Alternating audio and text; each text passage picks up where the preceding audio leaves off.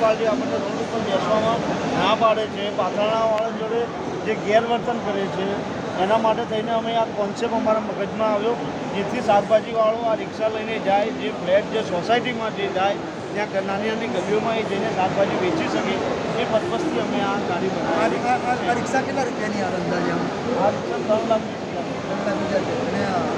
કેટલા કલાક ચાલુ? એથી આની તમે એક ચાર્જ કરો 100 કિલોમીટર ગાડી આ ચાલે. આમાં શાકભાજી સિવાય શાકભાજી બરોબર. કેટલો સામાન? 300 કિલો સામાન આમાં લઈ જઈએ છીએ.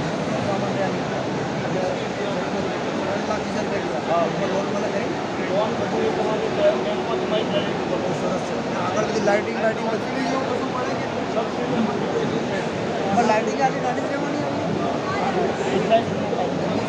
દૂર સુધી જાય. આપણે વાંધો ના આવે. કોઈ જ વાંધો નહીં. ચલો થેન્ક યુ.